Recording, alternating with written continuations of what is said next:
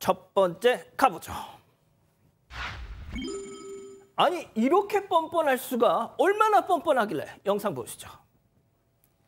자, 모든 가게가 문을 셧다운한 저 시장 정육점 앞에 저렇게 멈춘 남성 건조대를 잠시 밖으로 빼고 가게 안쪽으로 가더니 아하 고기를 괴짝으로 들고 얘들아 아빠 오늘 고기 들고 갈게 그대로 총총총. 자, 돈 주고 산 거면 저희가 이 시간에 이걸 왜 보여드리겠습니까? 도둑놈이에요. 네, 지난 5일 자정쯤에 한 남성이 제주 동문 재래시장에서 이 문 열린 정육점에 침입해서 25만 원 상당의 소고기를 훔친 사건입니다.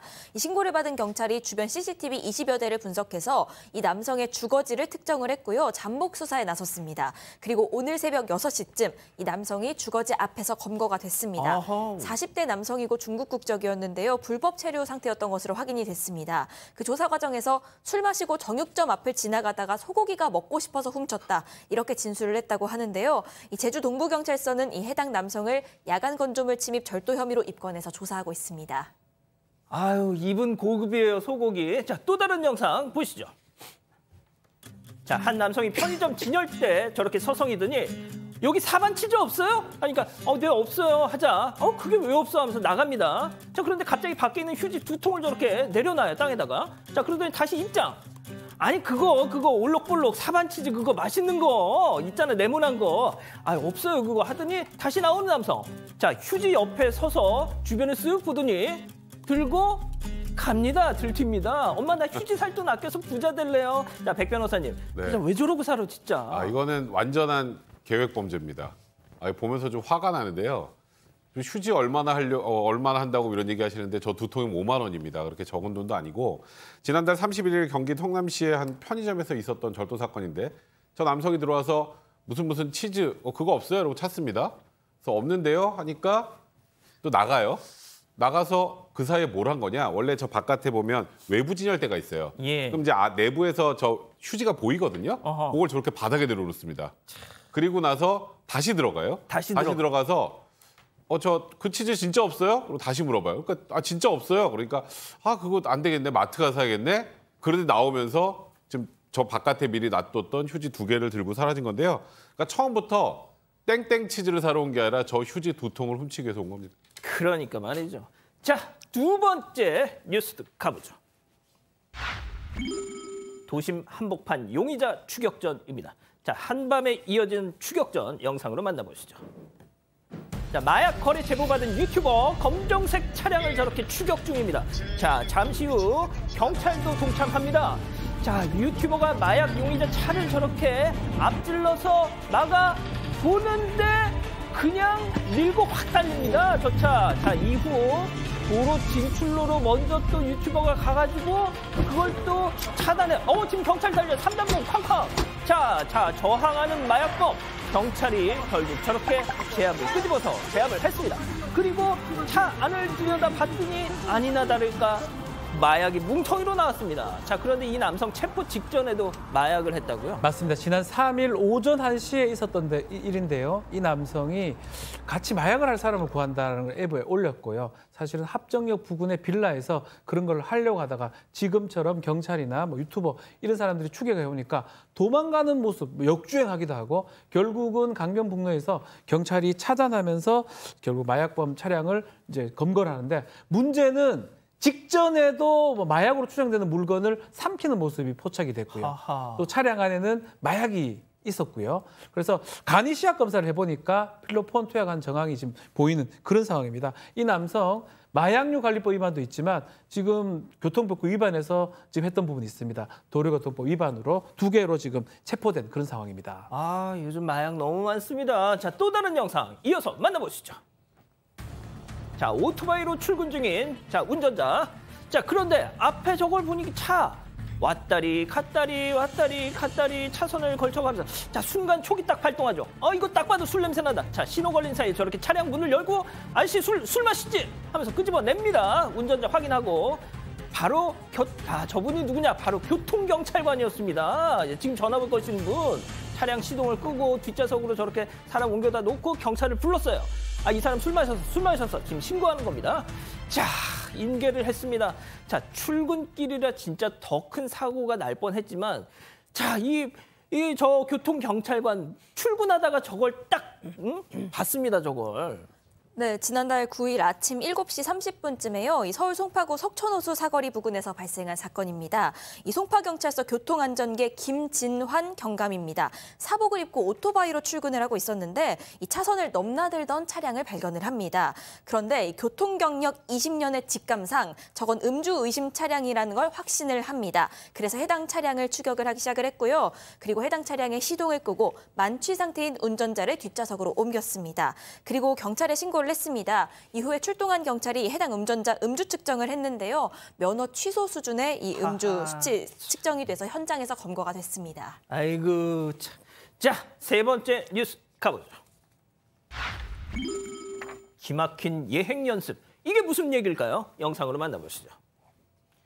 자, 도로 한가운데 저기 서 있는 남자 갑자기 철푸덕 하더니 장풍을 맞은 듯 철푸덕 하더니 차가 왜 안 와? 왜 안 와? 이렇게 상황을 살피더니 다시 들어 누워요. 그래서 또 안 와. 그러더니 일어나. 그래서 약간 좀 멋쩍은 모습으로 오늘 종쳤네 하는 느낌 톡톡 털고 일어나죠.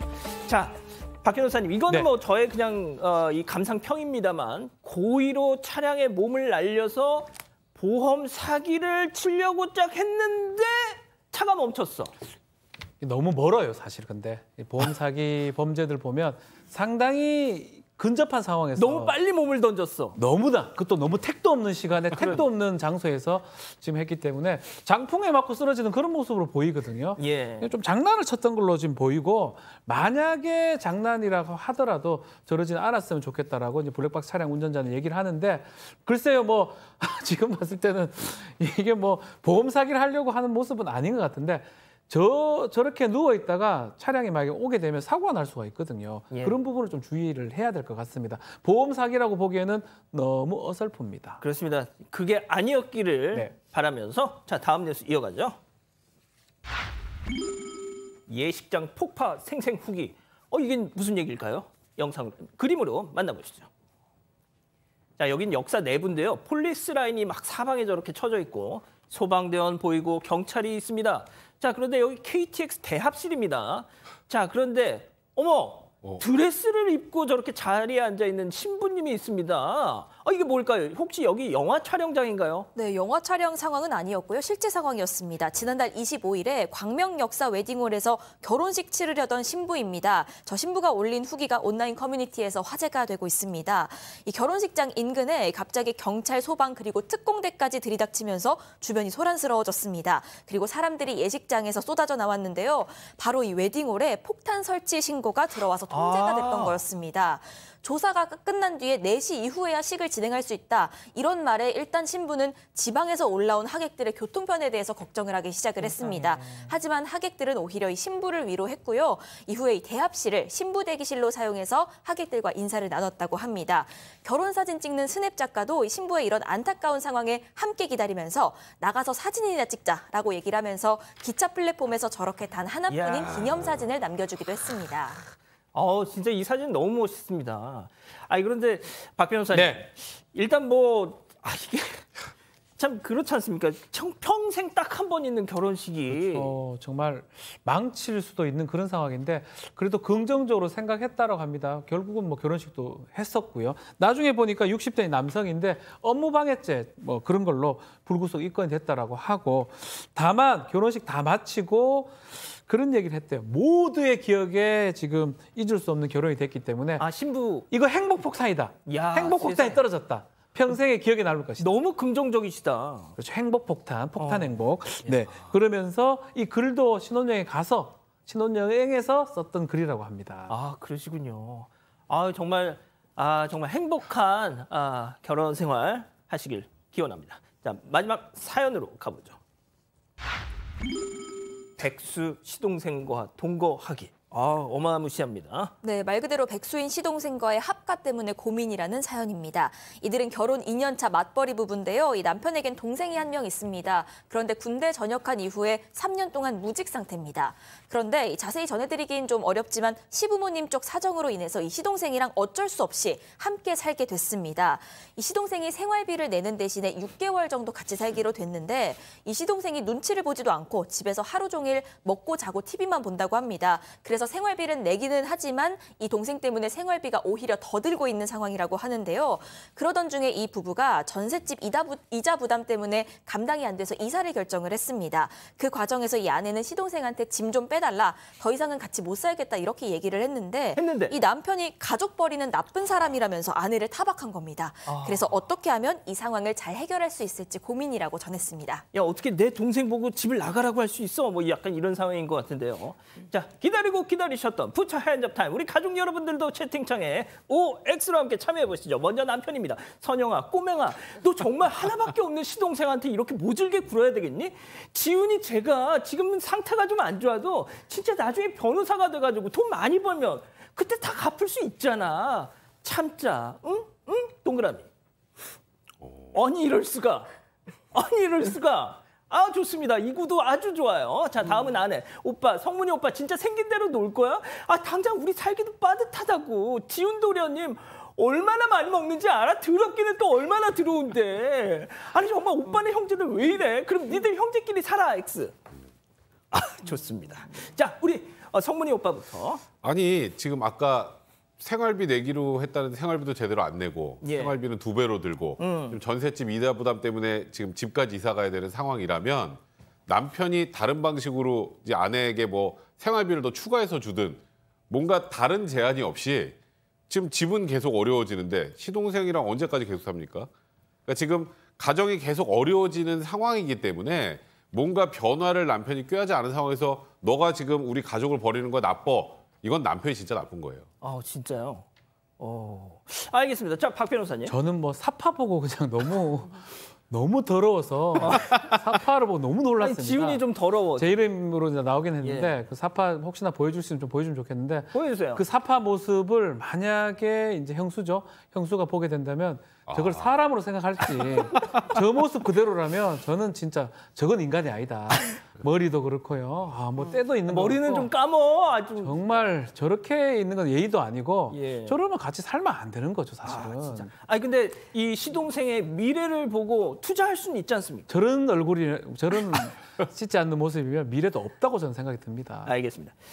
소장님이 진짜 연일 이렇게 소수 의견을 내고 계세요. 그러게요. 근데 6개월이라는 시간이 생각보다 긴 시간이 아니거든요. 근데 6개월 동안 좀 눈 감아주고 또 지금 젊은 사람은 앞으로 뭐가 될지 모르기 때문에 60년 동안 고맙다는 얘기 들을 수도 있어요. 그래서 저는 6개월 정도는 참아주자라는 의견입니다. 참고로 오늘 소장님 목 상태가 조금 평소보다 좀 안 좋습니다. 우리 가족 여러분들이 양해를 좀 해주셨으면 좋겠다는 말씀 드리면서요.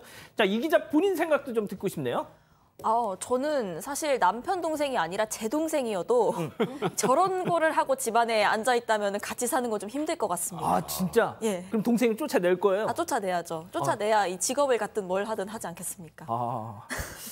냉정한 누나. 네, 가족 여러분들은요. 닉네임 변경님, 다 큰 아들 하나 입양하는 거네요. 현기아님, 아들이면 잔소리라도 하지라고 하셨고요. 이보라님, 형제 둘이서 잘 살라고 하고 부모님 집 가셔요라고 말씀하셨습니다. 하지만 생각하는 사슴님은 그래도 가족이잖아요. 이런 말씀도 해주셨습니다. 자, 군기 반장님, 우리 집에도 저런 물건 하나 있어요. 그러셨어요. 누구신지 모르겠습니다. 가족 여러분, 잊지 마시고 구독과 좋아요, 알림 설정 여기.